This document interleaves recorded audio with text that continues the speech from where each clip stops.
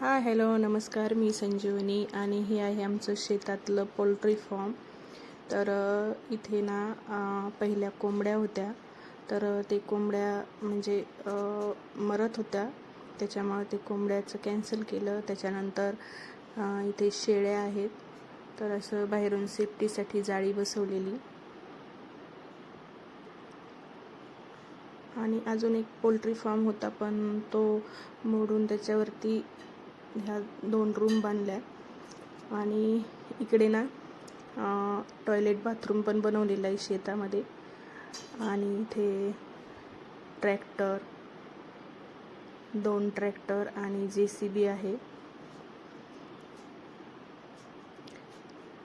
ह्या JCBच्या खाली विहीर पण होती, एक खूप मोठी विहीर होती, तर ती आम्ही बुजवून टाकली, तिला पाणी नसल्यामुळे. आणि हा आहे आमची शेती. तर शेतामध्ये सध्या ऊस लावलेला आहे आणि ते आंब्याचं झाड आहे, खूप मोठं आंब्याचं झाड आहे. हा ऊस आणि ऊसाच्या कडेला ओढा आहे, खूप मोठा ओढा आहे. तर तिथं वरती चिंचेची झाडे लावलेली आहे. आणि हे आमचे सासू सासऱ्यांचं घर आहे जुनं, त्यांची आठवण म्हणून हे घर तसंच ठेवलेलं आहे, कुणी पाडलं नाही तिला. आणि त्याचनंतर इथे आहे जनावरांसाठी पाणी प्यायला हौद बनवलेला मोठा.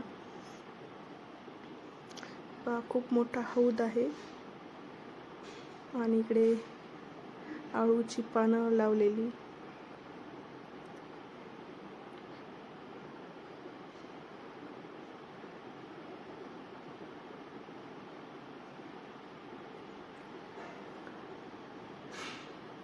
हा लसूण आहे, घरी खाण्यापुरता लावलेला.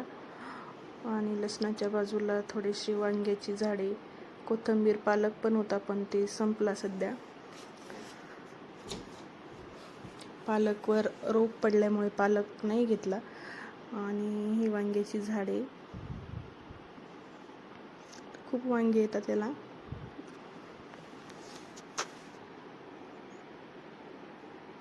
वांग्याच्या पलीकडचं जे दिसतं आहे ते गवत आहे वाटतं गुरांसाठी. इथे मिरच्याची 2-3 झाडच जगली, बाकीची वाळून गेली. ते कांदे, खायापुरते कांदे लावलेले.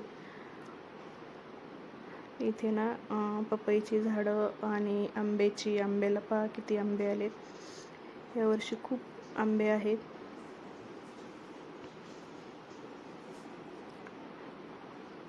रामफळ, आंबे, पपईचे झाड.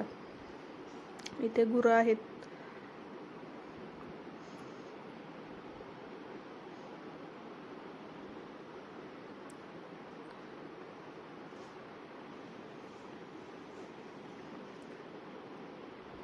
हे ना चिंचीचे झाडं.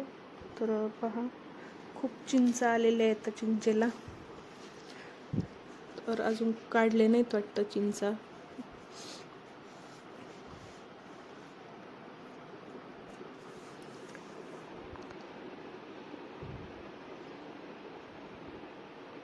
हे पहा किती चिंच आहेत.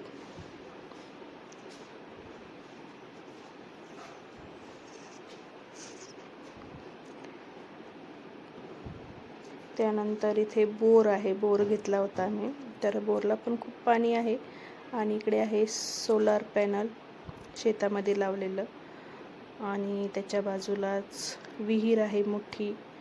हे सागवानाची झाडं लावलेली, ते पण खूप मोठे होत चालले आता. तर ही विहीर आहे ना खूप खोल आणि खूप पाणी पण आहे हिला. तर सध्या विहिरीत पाणी पडलेलं आहे, पाणी पडतंय, म्हणजे झरे लागलेले आहेत. असा आवाज येतो पहा. किती खोल विहीर आहे. आणि ते पहा पाणी कसं पडतंय विहिरीत.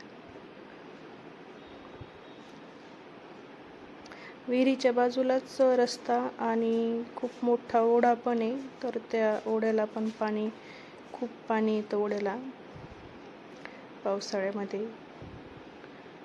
तर गेल्या वर्षी खूप पाऊस पडलेला, तर हे असं म्हणजे रस्ता पूर्ण वाहून गेला होता, पण त्याच्यावरती दुरुस्ती करून घेतलेली. हे किती मोठमोठे खड्डे पडले.